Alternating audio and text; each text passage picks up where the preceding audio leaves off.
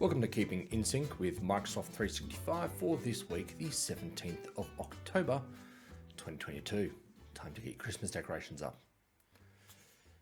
As every week, starting with a disclaimer that some dates may change, as Microsoft tends to change their dates on product releases and feature updates as almost as often as they change product names and logos, as you'll find out.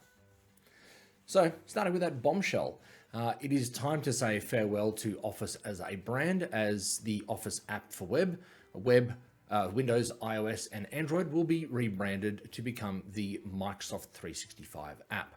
Now, in the coming months, these apps will automatically update to the Microsoft 365 app, which will include a new icon, styling, and features. You'll see it on the web in November and in the desktop and mobile apps in about January 2023. Also in mid-2023, Office.com will automatically redirect to Microsoft365.com. So, yeah.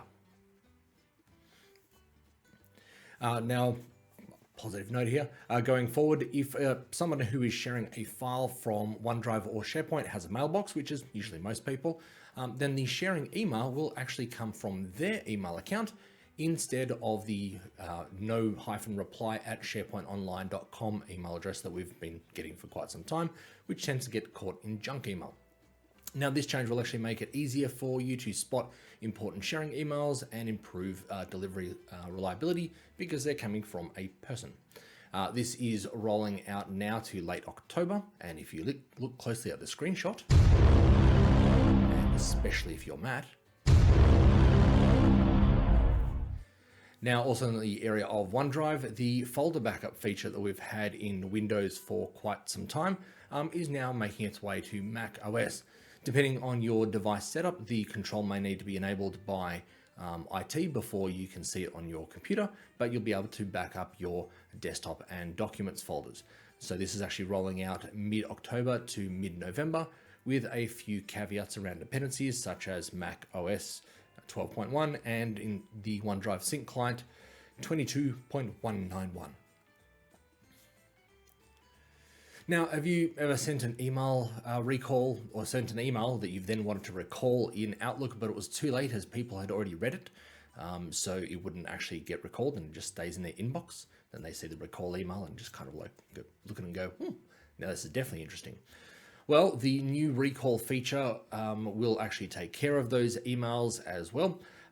So unfortunately, I don't have a screenshot, so you got to deal with Arnie. So basically, this will actually work now. If an email has been read, it will recall it. So if an email disappears from your inbox, now you'll know why. This is actually rolling out mid-November. Now, it is important to note that recall only ever and has only ever worked internally and will continue to only ever work internally. As it doesn't work at all on external recipients, as they don't have to respect your recall request. Now, also in emails, if you thought that recently with the 800 emojis in Teams that just wasn't enough reaction for you, well, now you can react to emails in Outlook, but only thumbs, heart, celebrate, laugh, surprise, and sad, but you do have skin tone reaction choices as well. Now, when you click on the reaction, everyone in the email thread will be able to see a reaction as long as they're within the same organization, in the same tenant, kind of like what we can within Teams. And also the sender will be lovingly showered with notifications every time somebody reacts. How wonderful.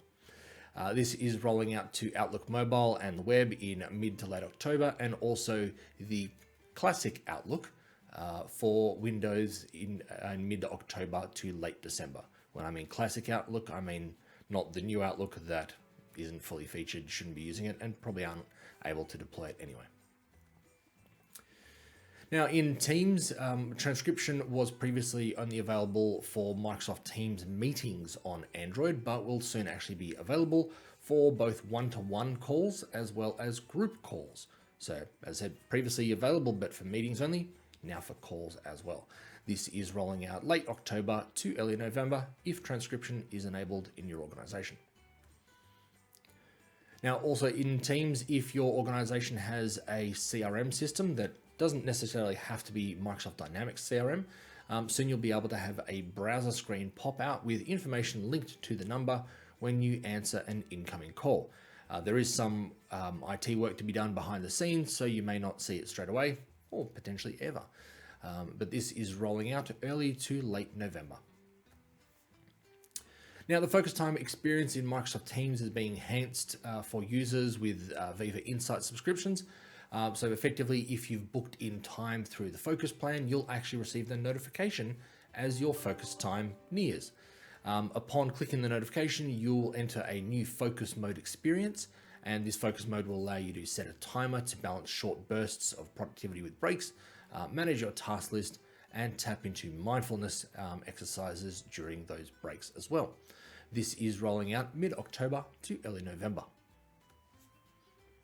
Now, Storyline is a new way for people to share, connect, and contribute to their organization through Yammer and the Viva Engage app. Now, previously, the only way to share broadly through Yammer was through communities, but communities aren't always a perfect fit for what people want to share.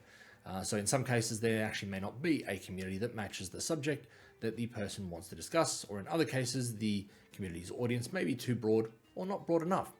Now, as I've probably mentioned this feature previously, it required admins to enable it as it was in preview, whereas now it is actually enabled by default. So if your admins haven't already disabled it, get out there and start posting and turning your Yammer into Instagram or Facebook or Twitter, because they've all got that kind of spaces and storyline feature now, as this feature is actually rolling out basically now to late October. And that's it for keeping in sync with Microsoft 365 this week.